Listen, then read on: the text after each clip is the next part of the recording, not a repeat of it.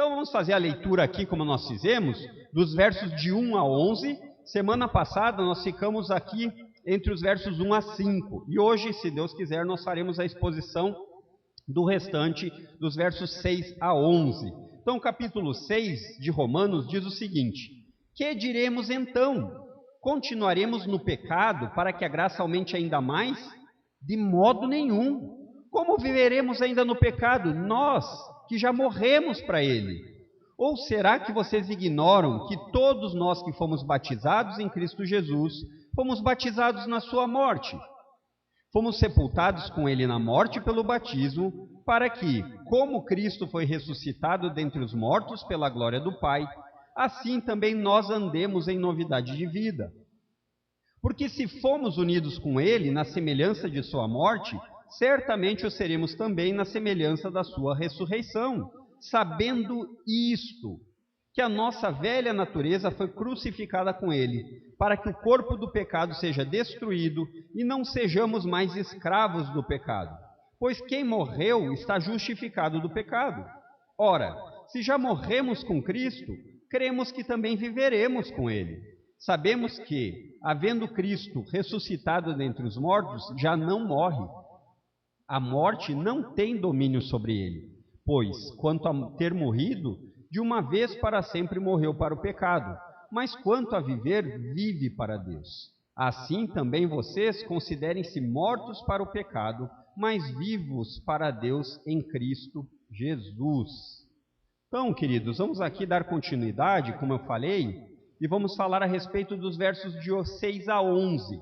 Mas você vai notar aí na fotinho que é a parte 2. Por quê? Porque esse raciocínio dos versos 1 a 11 faz parte do mesmo raciocínio lógico do apóstolo. Então aqui a parte 2 é apenas um complemento para não ficar tão extenso semana passada que nós fizemos dessa forma e dividimos. Mas por que nós fazemos assim? De ler e depois separar? Para você entender que existe um raciocínio no pensamento. Então deixa eu compartilhar aqui com vocês alguns dados que talvez você nunca tenha escutado. Em números gerais, 31,5% da população mundial se considera cristã. O que quer dizer isso? Isso quer dizer, na prática, que equivale a mais de 2 bilhões de pessoas se intitulando como cristãos. Porém, quando nós utilizamos essa regrinha aqui, a Bíblia, como um padrão de equivalência sobre como a vida daqueles que confessam que são cristãos deve ser, você percebe que você vai desconfiar desse número. Você vai ser levado a desconfiar desse percentual. E talvez você já tenha escutado a palavrinha crente nominal. Todo mundo aqui já escutou? Alguns já escutaram? Cristão nominal. O que quer dizer isso?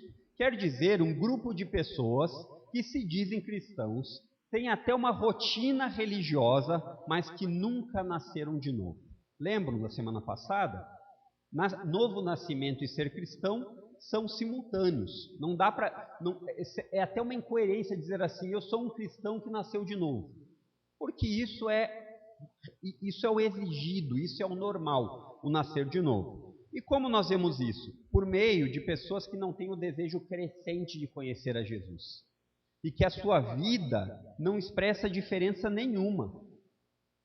Essa é a ideia do crente nominal. E a notícia triste, queridos, é que desse percentual aqui de 2 bilhões de pessoas, muitas delas estão inclusas aqui.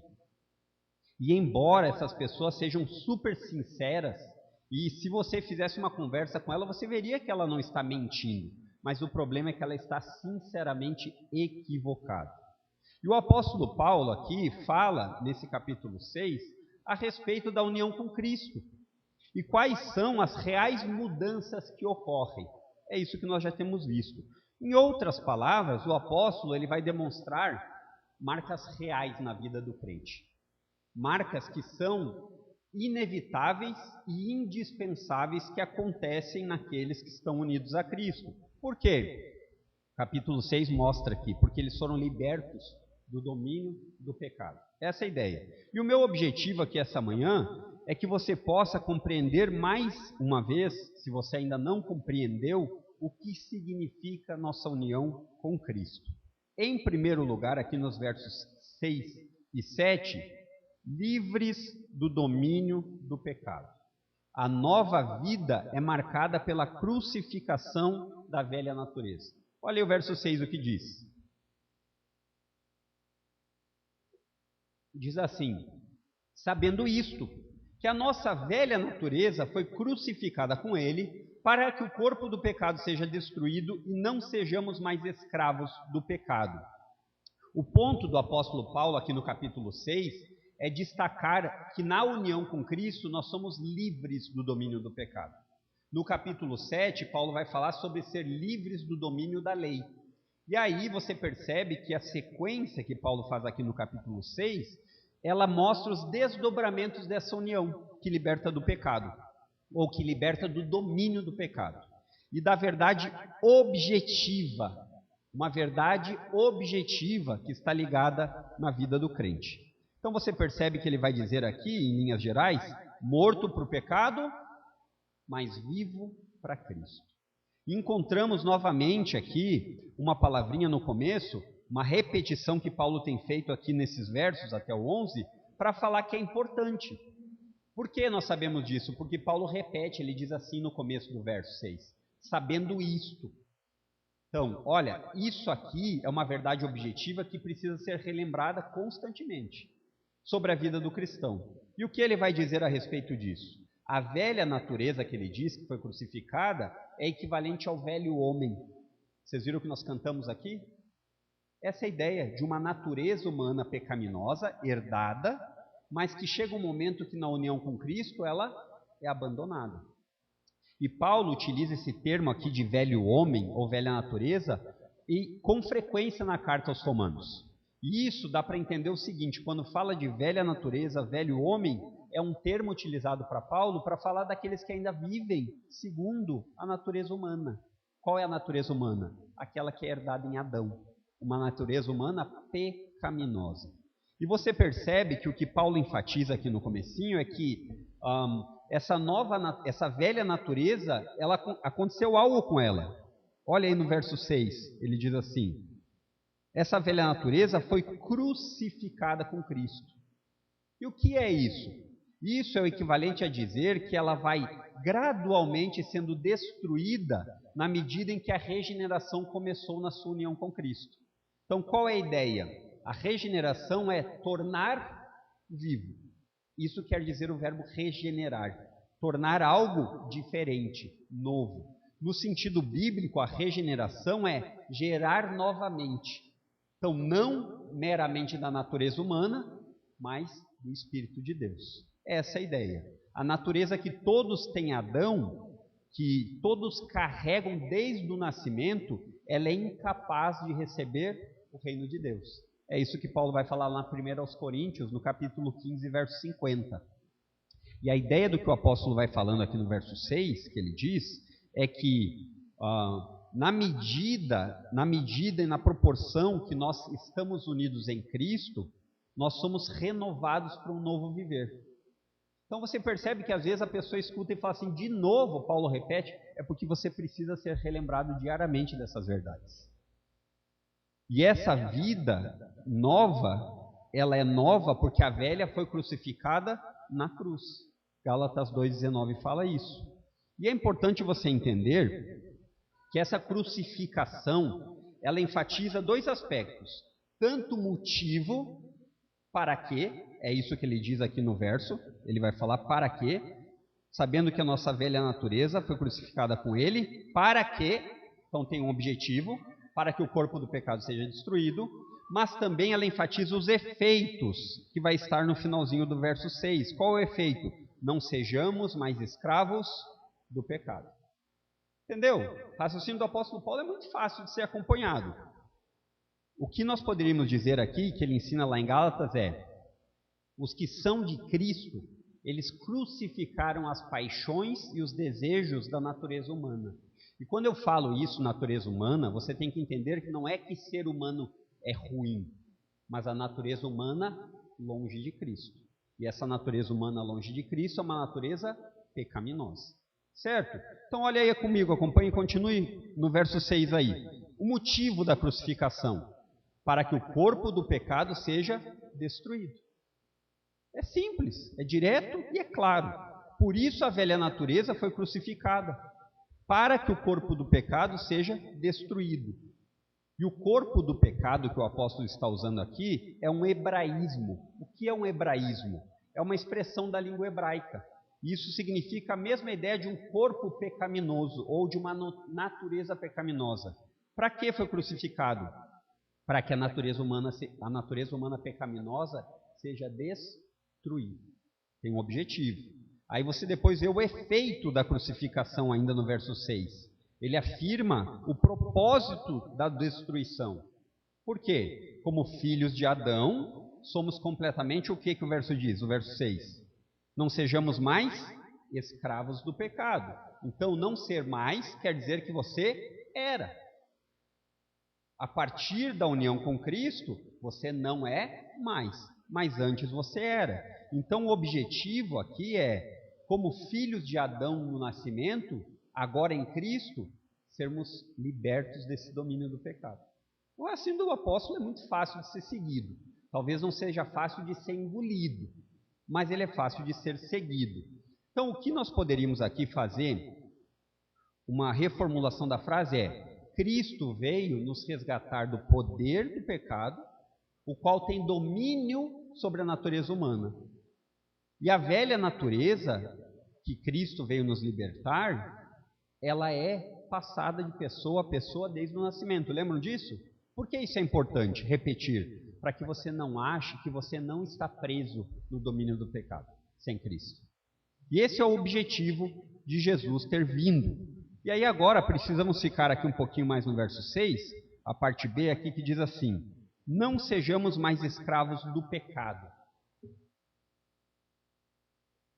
Por que é importante isso? Porque talvez a gente não pense a respeito do que os termos significam. Você já parou para pensar na palavrinha escravo? O que, quando você pensa na palavra escravo, vem à sua mente? É importante. Isso é importante porque Paulo tem uma intenção quando ele escreve, que você entenda isso. Não sabem disso? Por isso que ele fica repetindo. O escravo é uma pessoa que não tem liberdade e que ela é dominada por outra pessoa. Essa é a ideia de uma definição básica. Nos tempos bíblicos, o escravo era alguém que não tinha direito a nada. Normalmente prisioneiro de guerra ou alguém vendido para pagar uma dívida. Essa era a ideia de escravos. E, por ser essa ideia do escravo, ele não tinha direito nem de ir, nem de vir. Ele estava completamente escravizado. Ele não podia escolher o que ele vai fazer. Por quê? Porque ele estava subjugado à vontade do seu dono, do seu senhor. Essa é a definição de escravo. O escravo é alguém que tem um dono. E essa é a figura que Paulo está utilizando quando ele diz isso. Antes de nós sermos alcançados por Cristo, por meio da salvação, por meio do Evangelho, antes disso, todos os seres humanos eram escravos e dominados completamente pelo pecado. Entendeu? Agora, qual seria uma aplicação rápida disso? Então, se um escravo não tem vontade própria, porque ele é dominado pelo seu senhor, ele tem livre-arbítrio? Essa é uma pergunta boa de responder. Não, porque um escravo não tem liberdade. A ideia de livre não existe, porque ela está sujeita ao seu dono, ao seu senhor. Então é isso que a Bíblia ensina a respeito de livre-arbítrio. Não existe. Mas não entenda errado isso. Não é que você não faça escolhas. Nós fazemos escolhas todos os dias, mas elas não são livres. Esse é o ponto. Elas estão escravizadas pela natureza pecaminosa. Nas palavras aqui de Lutero, você tem um escravo-arbítrio. Você escolhe, mas as suas escolhas estão escravizadas pela natureza humana pecaminosa. Essa é a ideia. E diferente da imagem que talvez quando eu lhe sugeri pensar sobre escravo, diferente daquela imagem abominável de coisas hediondas, de vícios que nos escravizam, como drogas, pornografia e tudo mais, você tem que entender que essa escravidão do pecado, ela não é só nesse nível que você olha e fica até com medo, mas ela age muitas vezes em níveis que você nem percebe. Escravidões que lhe afastam de Cristo e que você ama sem perceber. Então, nada faz mais sentido do que Provérbios, uma literatura de sabedoria, dizendo: há caminhos que para o homem parecem ser bons, direitos, mas o fim desses caminhos são morte. Provérbios 14, 12.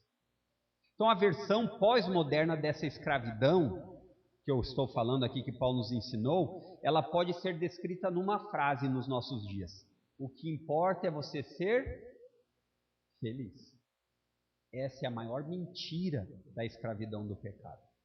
Porque longe de Cristo não existe verdadeira felicidade. E você vai descobrir isso mais cedo ou mais tarde. E o argumento do apóstolo aqui é muito claro. O que Paulo está falando é: vocês, cristãos unidos em Cristo, não são mais assim. Cristo morreu e se vocês estão unidos a Ele, lembrem que vocês morreram com Ele. Mas agora vocês estão vivos com Ele. O pecado não é mais o seu dono. O seu domínio acabou. O domínio do pecado sobre a vida daqueles que estão unidos em Cristo acabou. Então, a vida dos cristãos deve ser mostrada de que forma? Desse jeito, em novidade de vida, porque agora você tem um Senhor ainda, mas Ele é Cristo e não o pecado. E aí ele nos leva ao verso 7, que explica exatamente isso. Pois quem morreu está justificado do pecado. Essa é a explicação do que Paulo está falando sobre novidade de vida. A linguagem do apóstolo aqui, na união com Cristo, ela fica ainda mais clara. Quem creu em Cristo e adquiriu os benefícios que ele conquistou, está livre do poder do pecado. Porque unido em Cristo, você desfruta de Cristo. Então, o pecado não lhe condena mais, não existe mais condenação para aqueles que estão em Cristo Jesus, e o pecado também não é mais seu dono. Ele não manda mais aonde você vai. Se a morte destrói as ações da vida, pense nisso por um momento, porque Paulo faz essas analogias. Você está vivendo, quando você morre, as ações que você fazia enquanto vivo acabaram, não é assim? Parece até simples demais, mas é exatamente isso. Mas o que Paulo está falando é exatamente isso. Você vivia para o pecado, agora você morreu para ele. A consequência disso é que você não vai mais viver como você vivia antes. Aquele que morreu para o pecado parou de viver como o pecado, dizendo: faça assim. E o termo justificado aqui, ele é diferente daquele termo justificado que nós temos acompanhado. Aqui a ideia é ser libertos ou recuperados da escravidão. É a ideia de você ter sido comprado da escravidão e agora você está livre, justificado. É verdade, queridos, que nós ainda não estamos completamente livres da presença do pecado nas nossas vidas, não é verdade? Como o irmão Mateus muito bem falou aqui, nós ainda temos o pecado em nós. O ponto é que essa libertação total do pecado ainda não foi completa. Isso é verdade, nós presenciamos isso. Mas o que o apóstolo Paulo quer dizer é que no momento que você creu em Cristo, iniciou imediatamente uma liberdade da condenação. Você não é mais condenado. Uma liberdade do domínio. Você está diariamente sendo liberto do domínio do pecado, porque você consegue escolher aquilo que honra ou não honra a Deus. E aí chegará um dia em que nós seremos livres da presença do pecado. Isso a Bíblia chama de glorificação. O momento em que o pecado não vai mais existir. Como eu anseio por esse tempo. E deixa eu fazer apenas algumas aplicações a respeito desse primeiro ponto, que talvez você não pense. Lembra quando eu falei que escravos do domínio do pecado, muitas vezes a gente só coloca em coisas abomináveis, do tipo assim que até um ímpio olharia e diria: olha, matar é errado, né? Mas quando a gente fala em crucificar a velha natureza, muitas vezes diz respeito a, sabe o quê? Você quebrar a união que você tinha com alguma tradição ou a união que você tem com a cultura. Em que sentido? No sentido de cultura e tradição que são oposição a Deus. Então essas que a gente aprende a reconhecer que são oposição a Deus, a gente crucifica. Por exemplo, qual é a época que nós estamos? Dezembro. Qual é a maior tradição de dezembro no lado ocidental do mundo? Natal. E quando eu falo em Natal, o que chama a sua atenção? O Papai Noel da Coca-Cola? A cultura de dar e ganhar presentes? Você entendeu? Crucificar a velha natureza diz respeito a crucificar esse tipo de cultura. Nós não abraçamos mais isso, nós continuamos redimindo o motivo que o Natal existe, o nascimento do Salvador. Então, quando nós crentes abraçamos a cultura de forma a participarmos dela sem restrições, é porque nós não estamos ainda pensando nesse sentido. Por exemplo, existe culturalmente as decorações de Natal. Existem, e elas até são muito bonitas. Mas o ponto é, você vai continuar na cultura a ponto de abraçar o Papai Noel? Seu filho conhece o Natal mais por causa do bom velhinho de vermelho ou por causa de quem nasceu para salvar ele dos pecados? Estão entendendo? Então, olha que coisa perigosa e fina.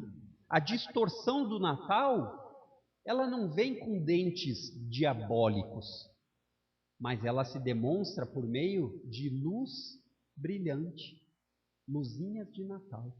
E aí muitas vezes nós abraçamos isso e no intuito de nos divertir com os nossos filhos, com os familiares, nós abraçamos a cultura sem restrição. Como nós abraçamos a cultura sem restrição? Por exemplo, se você valorizar a imagem do Papai Noel no Natal e se divertir com isso, é um perigo muito grande, principalmente com os seus pequeninos. Então, o que é importante no sentido de crucificar a velha natureza? Nós não sermos mais dominados pela cultura distorcida que nos escraviza com o erro e com o engano. O que nos leva ao segundo ponto. Livres do domínio do pecado. A nova vida é marcada por uma união inseparável com Cristo. Verso 8 e 9. Verso 8 diz assim: ora, se já morremos com Cristo, cremos que também viveremos com Ele. Então você percebe que a ênfase que o apóstolo dá na união do cristão, na união completa, é um norteador para uma vida de santidade. Essa é a ideia. Um caminhar, você percebe que essa união com Cristo, ela vai ser o fundamento para a sua vida. Essa é a ideia. E o argumento do apóstolo aqui é desenvolvido a partir da resposta que ele deu no capítulo 5, para o capítulo 5, verso 21, de pessoas que entendem a graça de Deus e abusam dela de uma maneira equivocada. Já que é pela graça, então eu vou continuar pecando. Porque se a graça é exaltada no meu pecado, então eu vou continuar abusando. Paulo já começou a responder isso no verso 1. Ele diz: de modo nenhum. Então, a ênfase aqui do apóstolo é: se você está unido em Cristo, você está morto para a antiga maneira de viver. Essa é a ideia. Foi para isso que Jesus veio. Jesus veio para mortificar em você os pecados, para lhe salvar deles, mas também para que você seja liberto deles. Essa é uma verdade importante. E isso só pode ser presenciado numa união inseparável com Cristo. Numa união inseparável com Cristo. Paulo agora parece que no raciocínio, no fluxo aqui, ele quer mais uma vez reiterar essa afirmação, de que se nós estamos em Cristo, é uma união tanto na mortificação da natureza humana, o pecado é real, ele precisa ser morto, mas também, e Paulo enfatiza aqui, que pelo poder do Espírito Santo, não pelo seu próprio poder, você não tem essa capacidade, mas Deus lhe capacita, por meio da união com Cristo, por uma nova vida. E essa nova vida não retrocede, ela não volta atrás. Sabe por quê? Porque aquele que começou essa boa obra é fiel e poderoso para cumpri-la. Filipenses 1,6. Então a ideia é que você agora, em Cristo, tem uma identidade nova. Lembram do texto lá do retiro? Sobre ser um cristão é ter uma identidade nova? É essa a ideia. E novamente você percebe a importância de saber sobre essa informação. E ao saber dessa informação, viver a partir dela. Porque se você e eu formos viver por meio dos nossos sentimentos, nós estamos numa enrascada. Se você ainda não descobriu isso, você vai descobrir. Por quê? Porque a Bíblia é uma verdade objetiva. E as verdades objetivas são a base para a nossa fé, para aquilo que nós cremos e para aquilo que nós vivemos. E Paulo, ele vai fazer isso aqui, você vai perceber no verso 8, que ele está falando a respeito de uma verdade objetiva. Olha aí no verso 8 que ele diz assim: ora, se já morremos com Cristo, cremos que também viveremos com Ele. O ora é uma conclusão do verso 7. O verso 7 diz assim: pois quem morreu está justificado do pecado. Aí ele continua no verso 8, ele diz assim: se está justificado do pecado, quer dizer que você morreu com Cristo. E se você morreu com Cristo, você também vive com Ele. Você está unido. Essa união é inseparável. E aí, Paulo, no verso 8 aqui, ele diz assim: ora, se já morremos com Cristo, cremos que também com Ele viveremos. E você percebe como cremos de Paulo não é uma fé vazia. É uma fé baseada numa informação. Isso é importante na vida cristã. É como se nós falássemos aqui numa reformulação de Paulo: você está unido a Cristo? Estou. Então você foi livre do domínio do pecado. Porque em Cristo você morreu para Ele. Por isso, agora, você vive para Cristo. E aí ele fala sobre o crer. E ele fala que esse crer está repleto de uma informação objetiva. Não é uma fé subjetiva de calafrios e sensações boas. Tem alguns louvores que quando a gente escuta, de fato a melodia entra melhor e a gente sente, né? Mas não é esse o ponto. Apesar disso poder acontecer, isso não é seguro. Uma informação objetiva é necessária. E aí Paulo explica no verso 9, ele diz assim: nós cremos nisso. E aí ele diz no que nós cremos. Olha o verso 9. Sabemos que, havendo Cristo ressuscitado dentre os mortos, já não morre. A morte já não tem domínio sobre ele. Percebeu que Paulo explicou agora o que ele crê? Como ele crê para viver para Cristo? E qual é o que é que deveria nos chamar a atenção? É o começo do verso 9 de novo. O que ele diz ali no verso 9?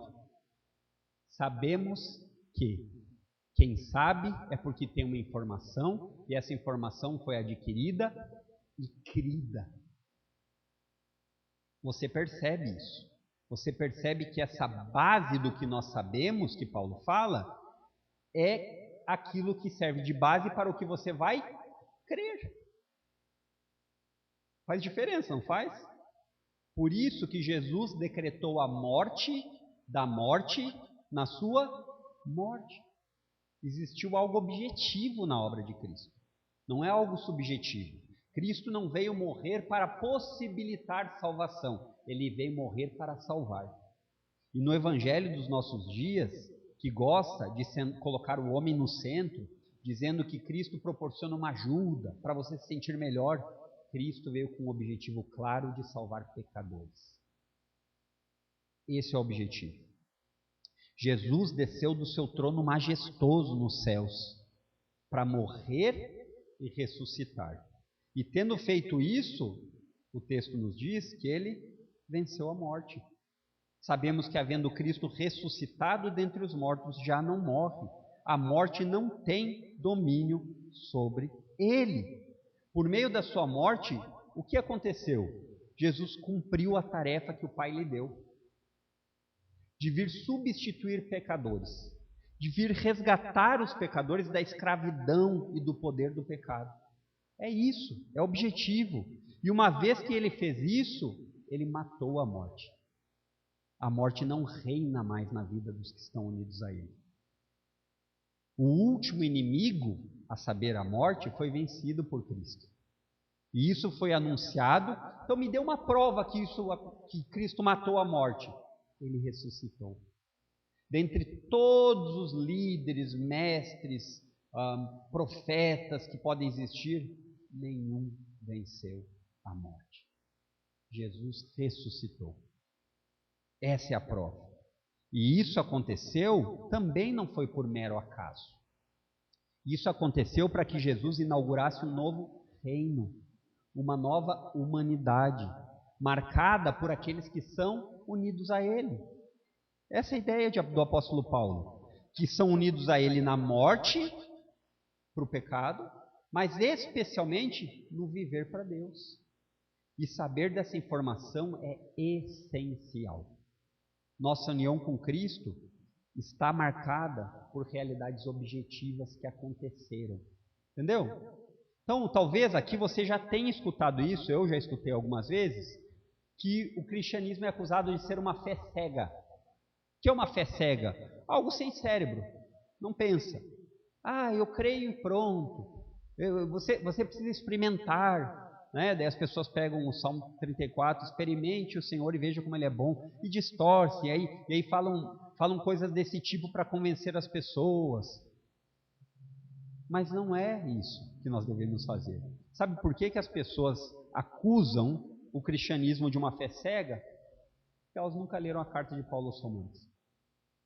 Elas nunca leram. Se tivesse lido a carta de Paulo aos Romanos, mesmo que elas não concordassem, elas veriam que Paulo está expondo uma verdade objetiva, uma informação. E essa informação que o apóstolo Paulo fala, todo crente tem que saber para viver.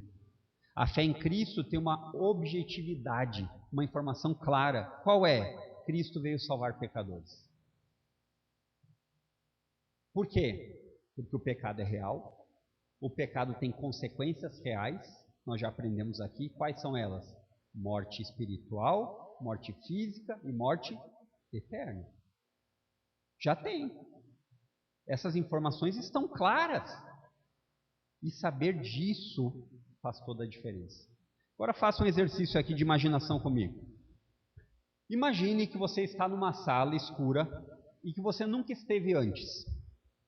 E você teria que atravessar de um lado para o outro, na escuridão e sem nenhum mapa, sem nenhum guia, sem nada de GPS. Difícil ou fácil? Difícil. Você ia tentar, ia batendo, ia se machucar porque se tivesse obstáculos. Isso é fé cega. Essa é a fé cega. É acreditar sem entender. É acreditar sem informação. Agora, se eu falasse com você no meio dessa sala e dissesse: Pastor Fernando, vem até mim. Ia ajudar? Ia. Mas ele ainda continuaria tateando no escuro. E se eu, além de falasse com ele, dissesse: haja luz, está ligado? Ficaria mais fácil de achar o caminho certo ou não? Lâmpada para os meus pés é a tua palavra. É o que o salmista diz no Salmo 119.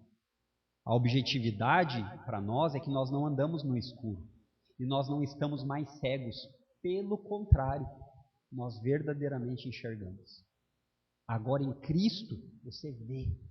Os seus olhos foram abertos para uma verdade objetiva que existe e que foi conquistada por Cristo na sua obra. E queridos, é muito comum, se você já participou de alguma igreja evangélica, se você já viu algum culto na TV, é muito comum você ouvir pastores evangélicos insistirem com os fiéis: tome bênção, tome posse da bênção, você precisa determinar a sua bênção. Não é? Você já viu isso? Eu já vi várias vezes.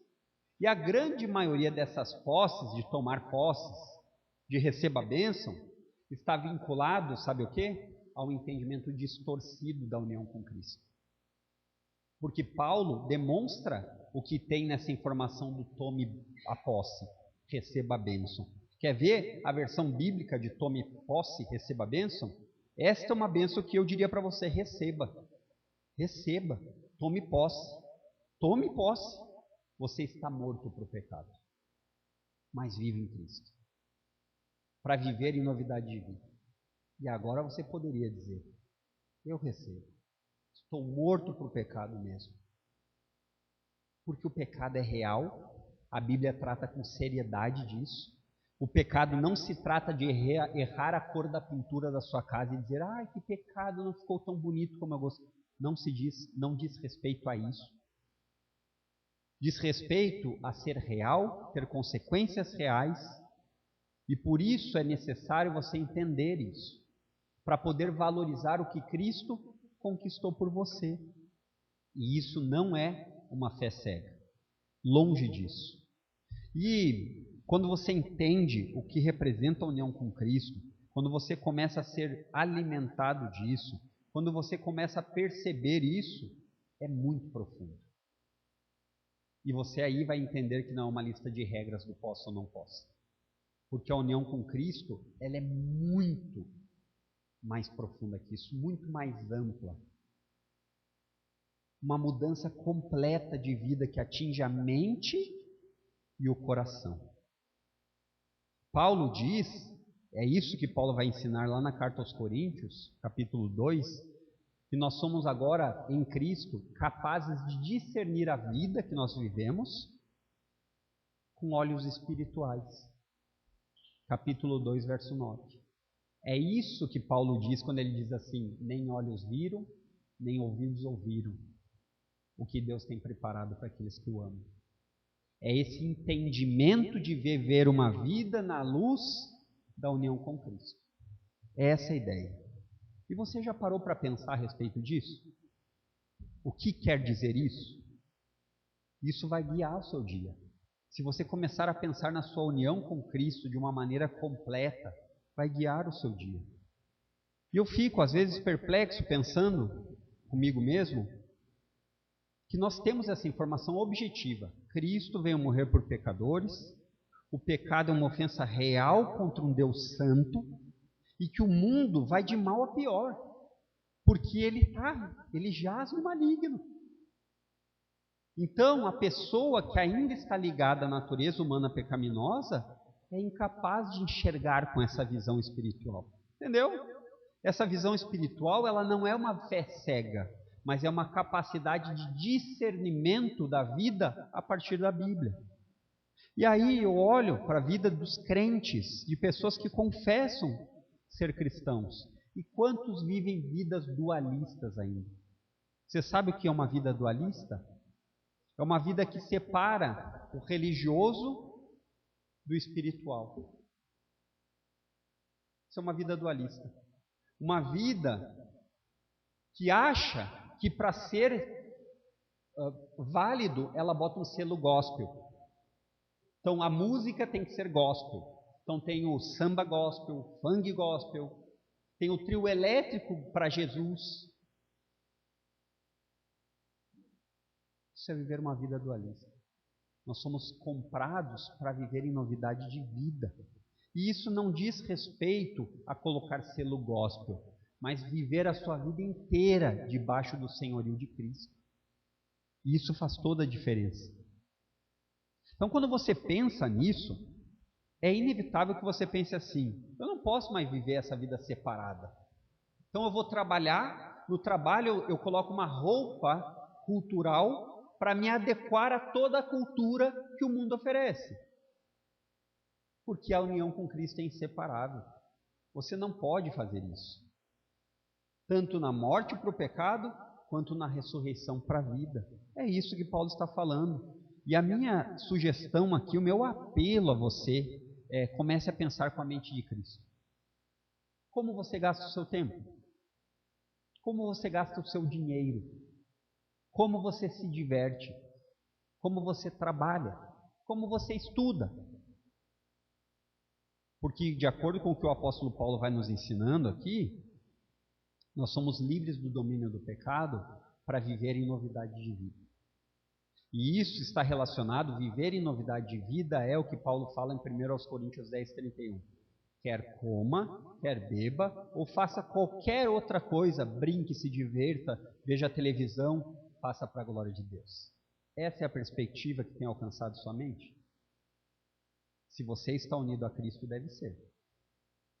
Aí nos leva ao terceiro e último ponto, versos 10 e 11. Livres do domínio do pecado.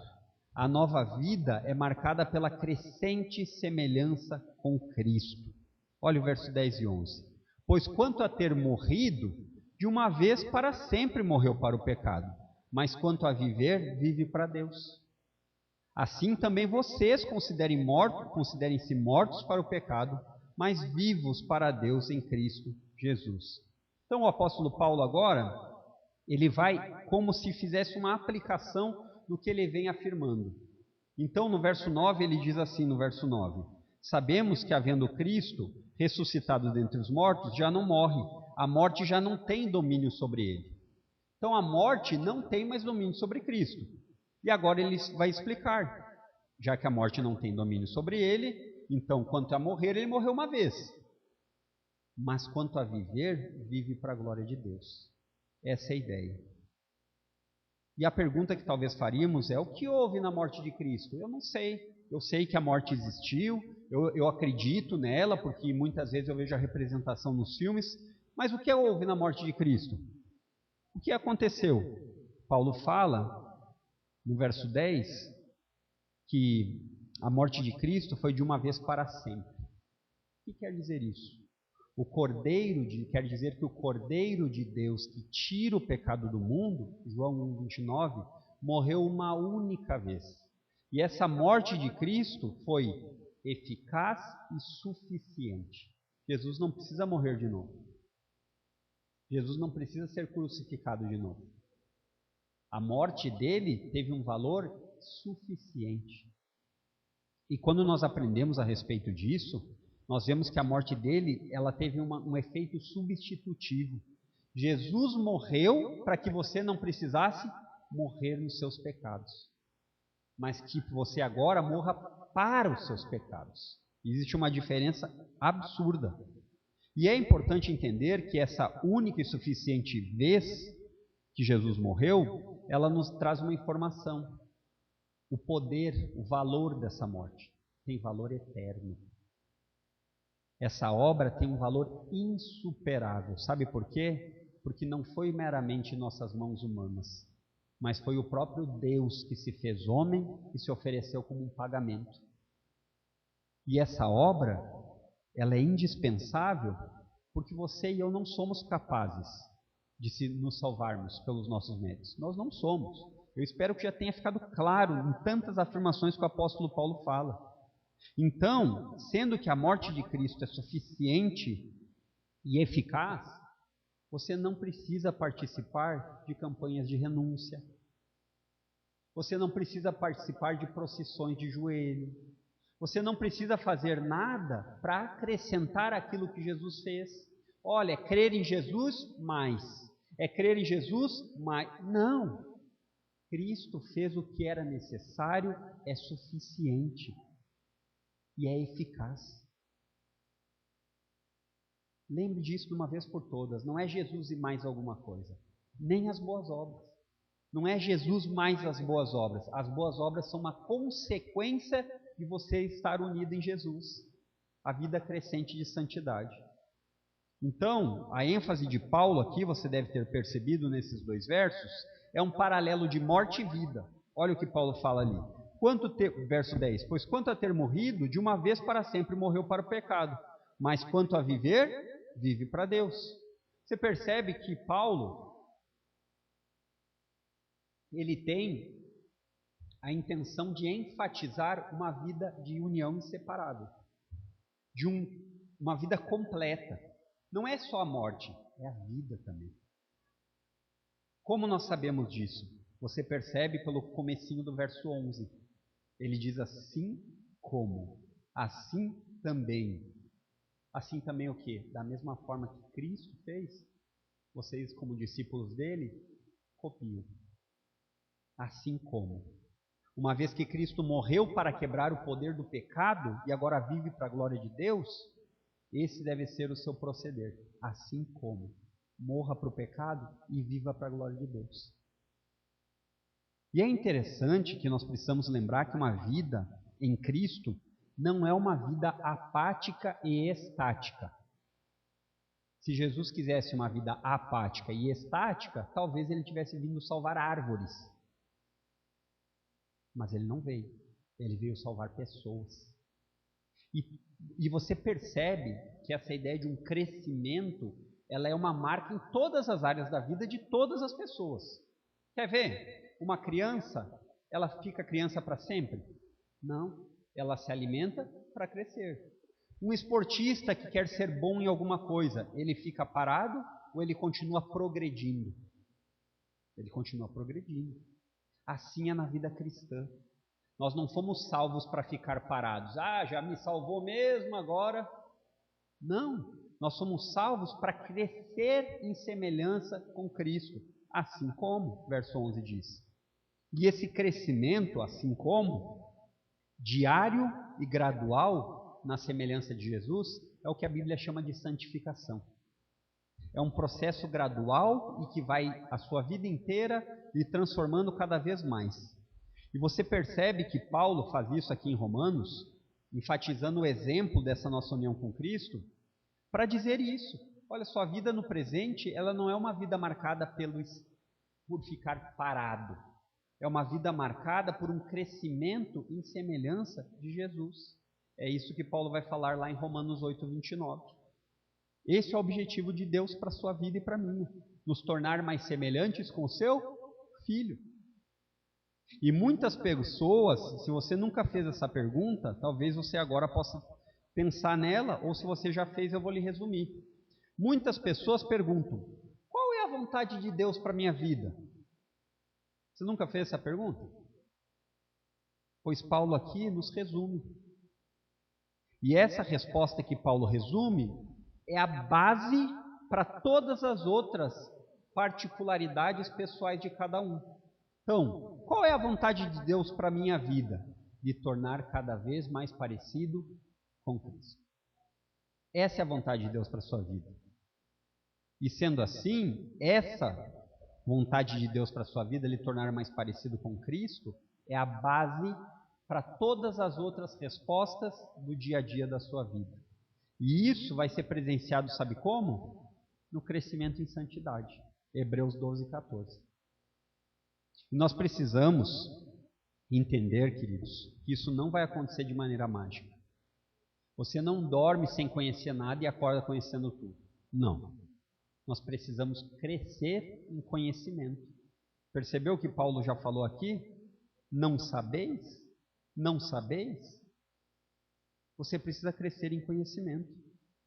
E crescer em conhecimento é aprender cada vez mais verdades escritas na Bíblia. Agora, é interessante e é importante que você saiba, a intenção de Deus nunca foi e nunca será que você apenas saiba versículos de cor, que você cada vez saiba mais onde se encontram os textos, mas para que essas coisas modifiquem a maneira que você vive e que você coloque em prática, aplicação prática de conhecimento adquirido. Essa é a ideia. Então, quando eu penso nisso, eu fico pensando, trazendo para a nossa realidade, eu fico pensando, quantos pais têm mais preocupação com quantos idiomas o seu filho vai falar do que um crescimento na Bíblia? Ah, mas é errado, não me entenda mal. Eu quero mais é que você seja um poliglota de 20 línguas. Mas o ponto é, você dedica o mesmo tempo na educação acadêmica do que você dedica para o crescimento espiritual? Essa é a base. O objetivo que você tem para a vida dos seus filhos é conhecer a Deus e torná-lo cada vez mais conhecido. O mesmo vale para você. Quantas pessoas têm objetivos claros de ganhar o mundo, mas que não reconhecem o perigo de perder a sua alma? Marcos 8,36. Valorizam mais aqueles ganhos temporários, terrenos, recebendo tudo que o dinheiro pode dar, a fama, prazer, glória, poder, prestígio. Mas, ao invés disso, deveriam usar os dons e talentos, inclusive o dinheiro, para conhecer mais a Deus e torná-lo mais conhecido. Para Paulo, essa união com Cristo tem aspectos crescentes. Em outras palavras, estar unido a Cristo obrigatoriamente vai lhe levar a um crescimento em conhecimento e santidade. Isso é obrigatório. É verdade que alguns vão crescer mais que outros pela própria dedicação, mas não existe ficar estático. Não existe. Assim como você e eu temos diariamente hábitos a respeito de tantas coisas, você não tem? Você não tem vários hábitos diários? Você tem. Todos nós temos. Agora, a partir de agora, se você ainda não pensava assim, lembre-se que tudo isso, inclusive os hábitos diários, devem ser vividos sob uma perspectiva de Cristo. Que Cristo é Senhor na sua vida. Aí você entende aquele cântico que você já cantou, que as tarefas comuns e diárias não sejam um peso ao seu coração. Por quê? Porque você entende que você está vivendo para a glória de Deus. E sabe quando isso vai acontecer? Na medida que a sua união com Cristo cresça. Na medida que o seu relacionamento com Cristo aumente. Que você gaste mais tempo aprendendo sobre Ele. É interessante de ver como a Bíblia é usada com frequência de maneira distorcida, né? O Salmos 24, ele fala de uma oração lá. E essa oração é uma oração muito bem-vinda. Ele diz assim: que Deus lhe conceda os desejos do seu coração e lhe dê sucesso em todos os seus planos. Eu recebo. Quem não recebe? Qual é o perigo disso? Se você ler o contexto do Salmo, você vai ver que isso está relacionado com a glória de Deus. Que Deus lhe conceda os desejos do coração de viver para a glória de Deus e lhe dê sucesso em todos os seus planos, conhecer a Deus, torná-lo conhecido. Se você tiver esse sucesso como intenção, Deus vai lhe dar o sucesso. Vai ser concedido. E eu aí fiquei pensando na minha própria vida. Quantas vezes nas minhas orações, nas minhas petições, essa oração está incluída? Deus, me torna mais semelhante ao teu Filho, para que eu possa torná-lo mais conhecido no mundo que jaz em trevas e para que eu possa crescer em santidade. Fiquei pensando. E uma pergunta aqui de reflexão importante, chegando perto do fim do ano, as metas de final de ano, talvez seja essa. Você cresceu mais em Cristo, na sua vida de piedade e santidade, do que quando Cristo lhe salvou? É uma pergunta importante. Olha, quando Cristo lhe salvou? Olha, faz uns 10 anos que Cristo me salvou. E desde que Cristo lhe salvou, você tem crescido em santidade? Paulo diz que existe uma verdade objetiva com Cristo. Qual é essa verdade? Nós morremos com Ele e com Ele vivemos. Portanto, quer viva ou morra, faça para o Senhor. Se vivemos, por Cristo vivemos. Se morremos, por Cristo morremos. Então esse deve ser o seu crescimento, o seu conhecimento crescente.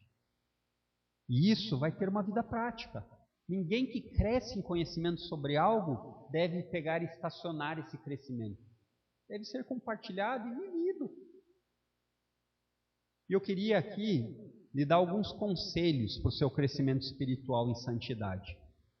E nós vamos chegar ao fim aqui. Em primeiro lugar, tenha hábitos espirituais. Seja estratégico. Ninguém vai para a guerra e ganha a guerra sem estratégia. E nós estamos em guerra. A luta contra o pecado é uma guerra. Ela deve ser vivida com essa perspectiva. E sabe qual é o maior problema que nós temos? É que muitas vezes nós somos desorganizados com o tempo. O nosso problema não é que nós não temos tempo, mas é que nós gastamos mais tempo com coisas que não precisamos e pouco tempo com coisas que precisaríamos. Quer um exemplo prático da vida diária? Você passa mais tempo se exercitando fisicamente ou vendo mídia social? Feito prático. Isso vale para a vida espiritual. O segundo conselho é: tenha uma leitura bíblica consistente. Leia, leia, leia. Tenha bons livros de cabeceira. Nós somos muito abençoados. A nossa geração, ela não tem desculpa, porque nós temos vários tipos de versão bíblica. Nós temos 5 ou 6, pelo menos, em português. Se você sabe outro idioma, você vai ter mais ainda. Você tem autores com a sã doutrina para lhe ajudar. Isso é importante. E lembre-se que Deus se revelou por meio de um livro escrito. E isso quer dizer que você tem que ler verdades objetivas reveladas. Outro conselho que eu lhe daria: tenha companhias que lhe edificarão. Tenha companhias que lhe edificarão. Procure por companhias desse tipo. Seja intencional. Deus deu pessoas preciosas para caminhar com você a jornada da fé. Aproveite. Pais, incentivem seus filhos a terem tempo e relacionamento com outros crentes. Incentivem, nem sempre vai ser fácil. Existe afinidade, existe muitas vezes uma caminhada de se conhecer. Incentive. Ajudem, pais, a seus filhos ter rotina e hábitos. Ajudem eles. Ainda bem que é a Bíblia, né? Ainda bem. Ajudem eles. Ajudem eles a ter mais tempo e relacionamento com crentes. Você tem feito isso? Você tem feito isso? Quando você pensa nos seus filhos, na companhia que eles terão, qual é a companhia que vem à sua mente? Pessoas que estão mergulhadas na natureza humana pecaminosa? Ou crentes que também são imperfeitos, mas que amam o seu Salvador? Ainda perguntaria, ou nem é isso, o melhor amigo do seu filho é o smartphone. Você tem deixado ele cada vez mais com o celular de qualquer jeito para ele aprender, para você poder ter um tempo livre. E você ainda ora dizendo assim: obrigado pelo celular, Deus. Dessa forma eu consigo ter um pouco mais de descanso. Irmãos, nós precisamos valorizar isso, de tal forma que o seu filho veja isso em você. Porque o ditado, aquele faço o que eu digo, mas não faço o que eu faço, não funciona. É verdade que a palavra convence, mas o exemplo de vida arrasta. Lembre-se disso. E por fim, meu último conselho a respeito do crescimento em santidade: pense cada vez mais biblicamente. Molde diariamente a maneira de você enxergar esse mundo. Molde a maneira de você enxergar o mundo a partir da Bíblia. E isso vale para qualquer pequeno detalhe. Por exemplo, a respeito do dinheiro. Você já parou para pensar nisso? Como você gasta seu dinheiro? Isso não diz respeito a quão rico você pode se tornar, mas o quanto você pode ser bênção na vida dos outros por meio do dinheiro. Já parou para pensar nisso? Já pensou dessa forma? O problema é que muitas vezes nós não usamos o dinheiro para a glória de Deus. Nós não pensamos nisso. O nosso objetivo do dinheiro, ele é raso. Ele não passa do nível horizontal. Ele não tem um pensamento vertical da eternidade. Pessoas escravizadas pelo dinheiro e suas escolhas de como irão gastar o dinheiro demonstram isso. E infelizmente, meus irmãos, falo isso com dor no coração, essa é uma das áreas mais problemáticas na vida cristã. Mais problemática na vida cristã. Pessoas que poderiam sim usar o seu dinheiro para a glória de Deus. E isso é apenas uma pontinha do iceberg de uma visão bíblica para todas as outras coisas. Então, eu diria o seguinte a vocês, para finalizarmos aqui o pensamento do apóstolo Paulo: a vida cristã não é equivalente a uma corrida de 100 metros. Não é. Mas ela também não é uma maratona de 42 quilômetros, viu, pastor Fernando? Eu sei que é 42 quilômetros. Uma vez eu falei maratona, o pastor Fernando disse: não, maratona não tem isso. Não é. Porque embora uma maratona seja longa jornada, a vida cristã não termina do lado de cada eternidade. Ela é uma jornada que dura a vida toda. e que ela deve ser marcada por uma crescente semelhança com Cristo. Eu gosto muito de uma frase de um missionário que resume muito bem isso, e o pastor Fernando, eu acho que já usou ela. Diz assim: não é tolo aquele que abre mão do que não pode reter para ganhar o que não pode perder. Dinheiro. A vida cristã vale a pena, não porque ela vai ser livre de dificuldades, mas porque o maior tesouro é seu em Cristo Jesus. Aqui, na parte 1, nos versos 1 e 2, nós vimos livres do domínio do pecado, morremos para ele. Depois, em segundo lugar, nós vimos, versos 13 e 4, livres do domínio do pecado, fomos batizados com Cristo na sua morte. Depois, vimos nos versos 4 e 5, livres do domínio do pecado, porque ressuscitamos com Cristo. E hoje, continuamos aqui e vimos que a nova vida é marcada pela crucificação da velha natureza, versos 6 e 7. Ela é marcada pela união inseparável com Cristo, seja nas coisas simples e corriqueiras, seja naquela mais complexa e profunda. E nós, por fim, somos livres do domínio do pecado, porque a nova vida é marcada pela crescente semelhança com o nosso Senhor, uma vida de santidade. Eu espero que Paulo possa ter lhe ajudado e que eu possa ter sido um intérprete para isso, para lhe ajudar a entender das maravilhas da palavra de Deus. Nós vivemos para Cristo, nós não vivemos mais para nós mesmos. Esse é o significado. Vamos ter uma palavra de oração? Feche os olhos por um instante e oremos.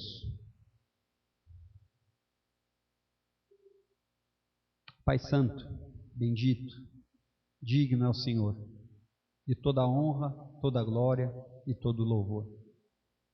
Perdoa-nos porque tantas vezes não vivemos com a perspectiva do Senhor ser glorificado. Perdoa-nos porque tantas vezes não percebemos o perigo da cultura, das tradições que fazem oposição contra a Tua palavra.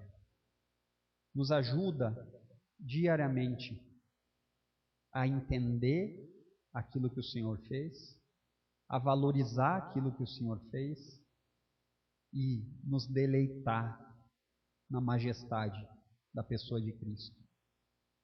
Para que dessa forma, nessa união inseparável, nós possamos viver uma vida de santidade crescente. Não para que sejamos mais conhecidos, mas para que o Senhor seja mais conhecido por meio de nós. Esse é o nosso desejo e oração. Amém, queridos?